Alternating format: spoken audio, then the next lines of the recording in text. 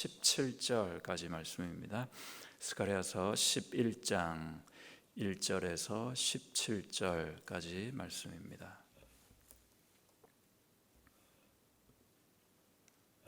제가 읽기를 시작합니다.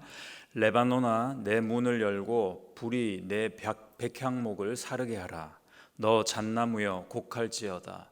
백향목이 넘어졌고 아름다운 나무들이 쓰러졌음이로다. 바산의 상수리 나무들아 곡할지어다. 무성한 숲이 엎드러졌도다. 목자들의 곡하는 소리가 나며 그들의 영화로운 것이 쓰러졌음이로다. 어린 사자의 부르짖는 소리가 나며 이는 요단의 자랑이 쓰러졌음이로다.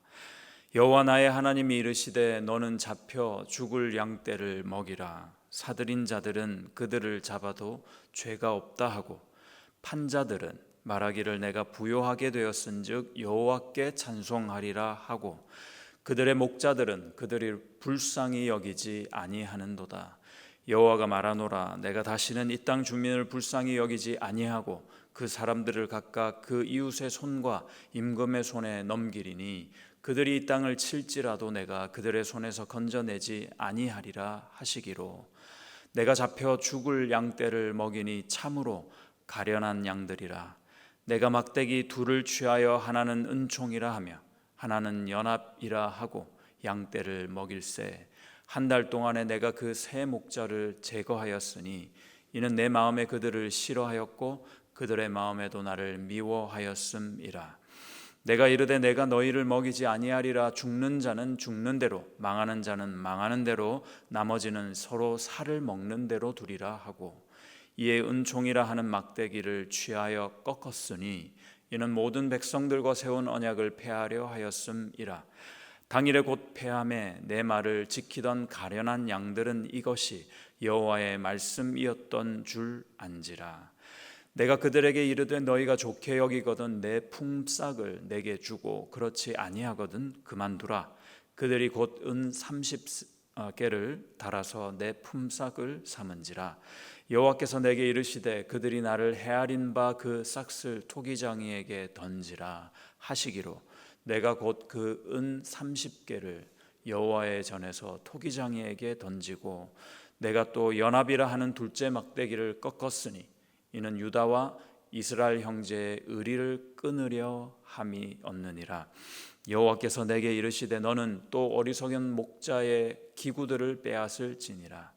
보라, 내가 한 목자를 이 땅에 일으키리니 그가 없어진 자를 마음에 두지 아니하며 흩어진 자를 찾지 아니하며 상한 자를 고치지 아니하며 강건한 자를 먹이지 아니하고 오히려 살진 자의 고기를 먹으며 또 그 굽을 찢으리라.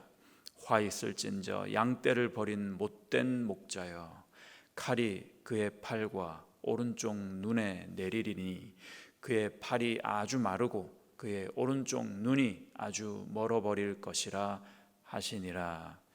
아멘.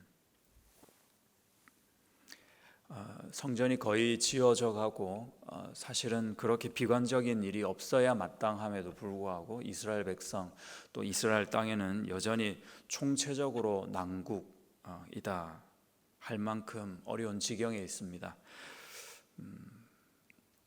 그런 그들의 영적인 방황이 계속되고 있다 하는 데 있어서 오늘 말씀에서도 하나님은 여지없이 진단을 엄히 내리고 계신 모습입니다. 제일 큰 문제가 무엇이었냐? 지금 오늘 두드러진 문제는 리더가 부족했다는 겁니다. 삭구는 득실거리는데 참된 목자가 없다 하는 것이었습니다.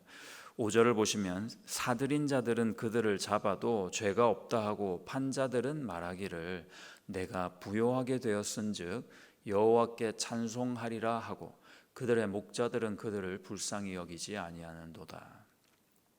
뭘 사들이고 뭘 잡고 뭘 팔았을까요? 양들을 그렇게 했다는 겁니다.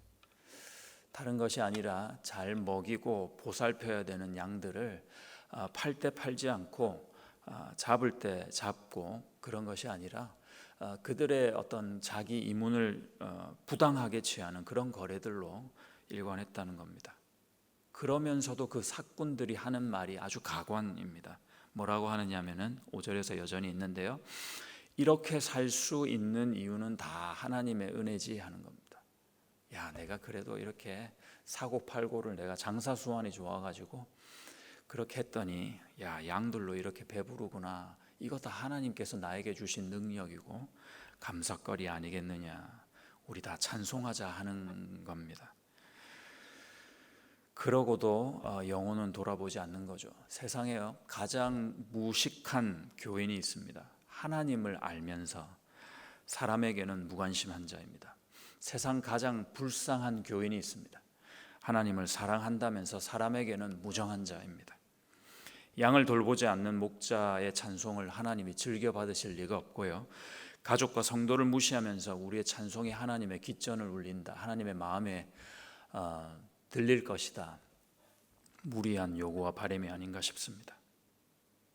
이런 리더십에서는 참된 팔로우십이 나오기가 힘들죠. 다 같이 죄짓고 다 함께 죽어가는 겁니다. 그래서 하나님은 진노밖에 하실 것이 없습니다. 그 진노를 6절 보시면 6절에서 막 쏟아내시죠. 나 이런 거 안 하겠다고. 얼마나 역겨우셨을까 싶습니다. 그런 그들을 위해 새 목자가 파송이 될 텐데 그 전에 스가랴에게 그 목자의 모습을 재현하라, 미리 보여줘라 하는 부분이 있습니다. 그가 하는 일이요, 가만히 두면 죽어버릴 양들을 먹이는 일이었습니다. 그리고 살리는 일이었죠. 예수님께서 이 땅에 우리를 위해서 오시고 십자가에서 죽으시면서 우리를 구원하시는데 그 일을 미리 스가랴를 통해서 하라 하시는 겁니다. 그 예수님께서 우리를 위해서 죽으실 때, 우리를 보실 때, 우리를 위해서 일하실 때, 마지막 그 십자가에서까지 그 아주 예수님의 밑바탕에 있는 감정 상태를 뭐라고 할까? 불쌍함이 아니었겠나 싶습니다. 7절입니다. 내가 잡혀 죽을 양떼를 먹이니 참으로 가련한 양들이라. 불쌍해서 견딜 수가 없는 거죠. 그 양들이 너무나도 가련했다 하시는 겁니다. 참 합리적이지 않으시죠? 돈 될 만한 양들을 보살피면 누가 뭐라 하겠습니까? 그런데 병든 양까지도 이미 죽게 된 그런 양들을 위해서 오셨다 하니, 그런 양들을 위해서 수고하는 목자다 하니 참 합리적이지가 않습니다, 이분은. 그런데 선한 목자이기 때문이 아니었나 싶습니다. 선한 목자는 머리로가 아니라 가슴으로 양들을 대하는 목자 아니겠습니까? 그럼에도 불구하고 그 양들도, 목자들의 문제는 있었잖아요. 삭군 같은 목자들. 그러나 그들 목자뿐만 아니라 그 양들도 그 목자들과 삭군들과 별반 다를 것이 없었다. 그래서 총체적인 난국이라는 겁니다. 12절 13절을 보십시오. 내가 그들에게 이르되 너희가 좋게 여기거든. 그들이라고 하면 양들에 대해서, 양들에게 얘기하는 겁니다.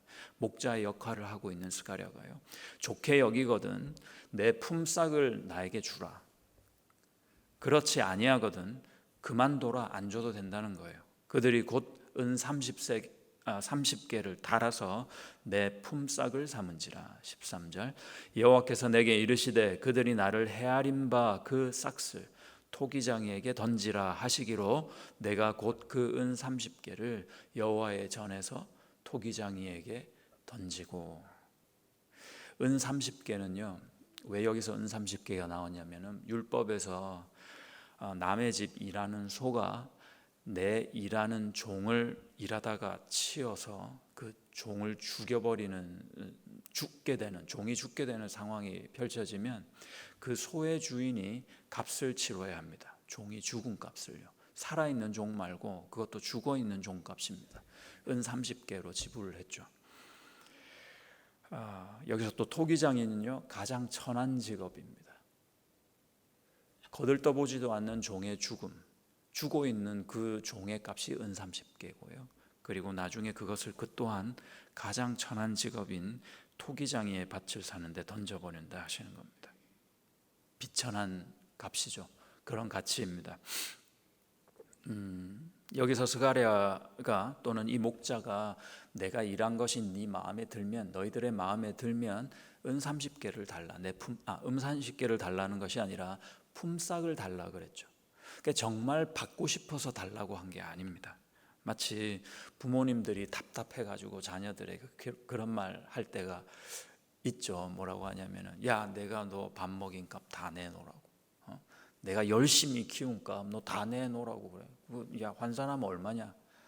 정말 받고 싶어서 달라는 게 아니거든요. 부모님은 깨우치고 뉘우치고 그걸 좀 알라는 거잖아요. 그런데 자녀들이 대뜸 좋아요, 얼마예요? 계산기를 두드렸더니 300불 뭐 이렇게 막 내놓는 거예요.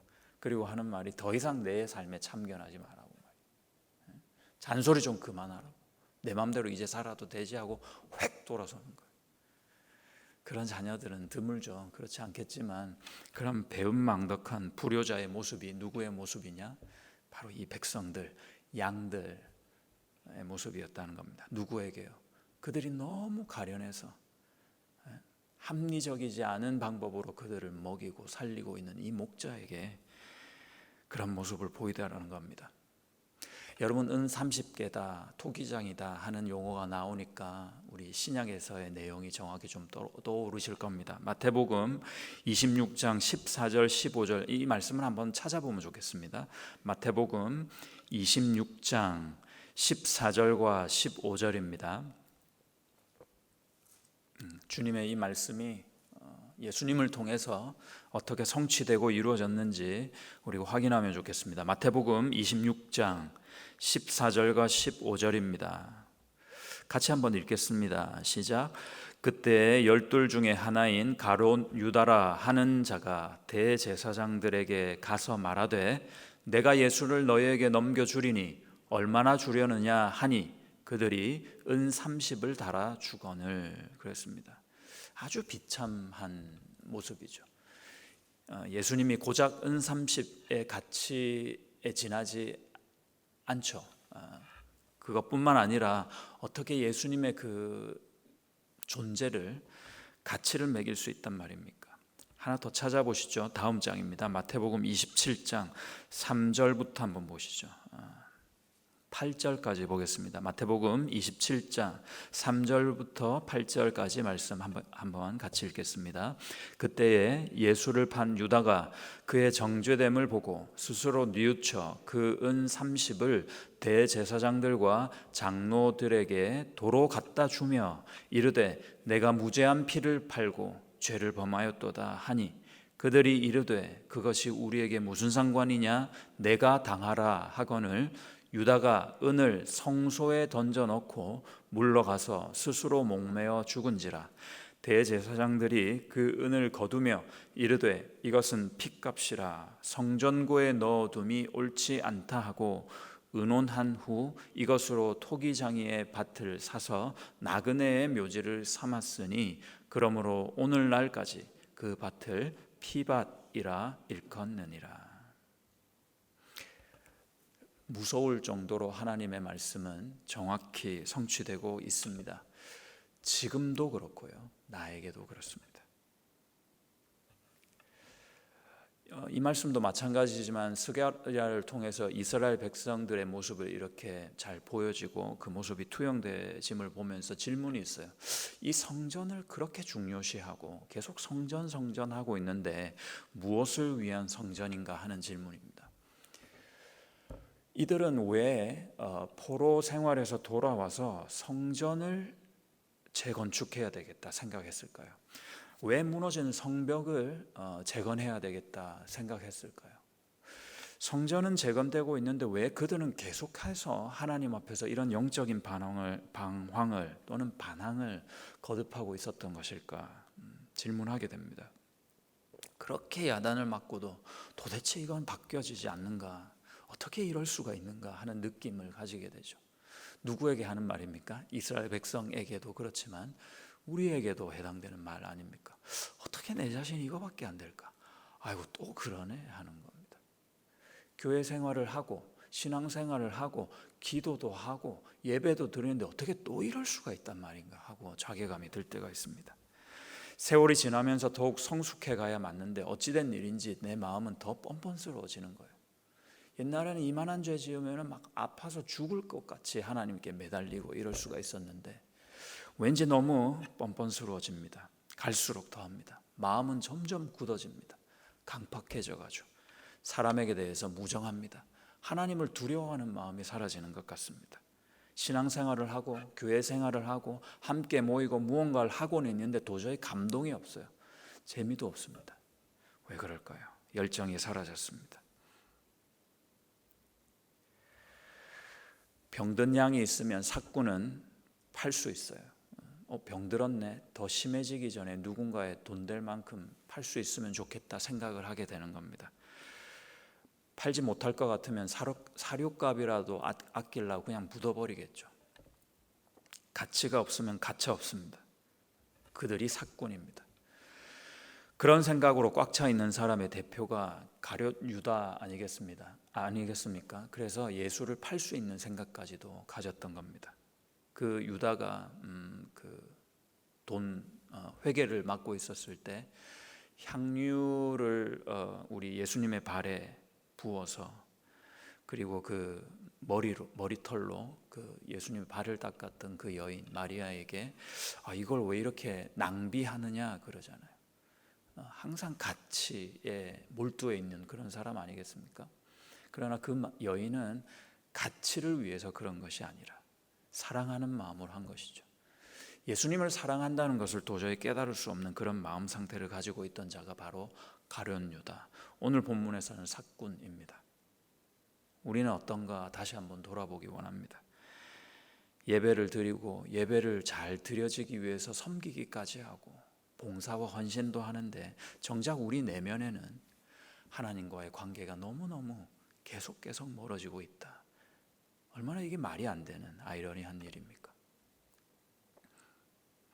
예배를 왜 드릴까? 마음의 부담감을 좀 덜어주기 위해서인가? 어떤 우리가 생각하는 영적인 카타르시스가 있어서 그런가? 무엇을 위한 것인가? 누군가를 만족시키고 있는지, 누구한테 도대체 보이고 싶어 하는지, 무엇이 문제입니까? 우리의 중심에 예배를 드릴 때마다 주님 앞에 모일 때마다 하나님의 임재를 기대하는 마음이 없는 것, 그것이 문제입니다. 하나님이 없어도 예배를 잘 드릴 수 있다고 생각합니다. 내 마음에 만족하고 내 생각과 일치하는 어떤 내용에 우리가 어떤 만족을 하게 되면 예배를 잘 드렸다 착각하는 우리의 태도와 우리의 그런 사꾼적인 정신 상태에 있다고 생각합니다. 이건 문제죠. 내 필요를 채울 가치가 있으니 기도한다. 그래서 하나님을 열심히 부를 때가 있습니다. 그런데요, 필요가 채워지지 않거나 필요가 없고 소용이 없고 그냥 내 삶이 안정적이고 편하면은 하나님께 기도하러 나오지 않는다. 이것은 뭡니까? 하나님에 대한 가치를 내가 어느 순간 계속 매기고 있다는 거예요. 이때는 하나님이 필요하고 이때는 하나님이 가치가 없고, 이런 기준들입니다. 봉사를 하는데 일을 안 하려고 일을 해요. 일을 좀 덜 하려고 일을 시작합니다. 무엇을 위한 성전인가? 그 성전의 참된 의미가 무엇인가? 마지막으로 돌아봅니다. 이 성전은요, 예수 그리스도를 표현하고 있습니다. 요한복음 2장에서 너희가 이 성전을 헐라 내가 사흘 동안에 다시 일으켜 세우겠다 하셨습니다. 그 성전은 이들이 지금 애착을 가지고 짓고 있는 이 성전은 나중에 오실 그들을 구원할 참 목자 되신 예수 그리스도, 그분을 짓고 있는, 예비하고 있는 그런 성전이었습니다. 그리고 하나님과 예수님과 또 우리를 표현하고 있는 성전입니다. 계시록 21장 22절은 성 안에서 마지막에 예루살렘 성이 내려오는데요, 그 성 안에 마땅히 있어야 할 성전이 없는 겁니다. 성 안에서 내가 성전을 보지 못하였으니 이는 주 하나님 곧 전능하신 이와 및 어린 양이 그 성전이심이라. 27절 보시면 무엇이든지 속된 것이나 가증한 일 또는 거짓말하는 자는 결코 그 성 안으로 들어가지 못하되 오직 어린 양의 생명책에 기록된 자들만 들어가리라. 우리도 하나님과 예수님이 계셔서 성전이 필요 없는 그 참 성전, 그 참성 안에 이렇게 들어가서 온전한 연합을 이루는 모습을 요한을 통해서 우리에게 가르치십니다. 그래서 고린도전서 3장 16절에는 너희는 너희가 하나님의 성전인 것과 너희 안에 이 성령이 거하시는 것을 알지 못하느냐 하십니다.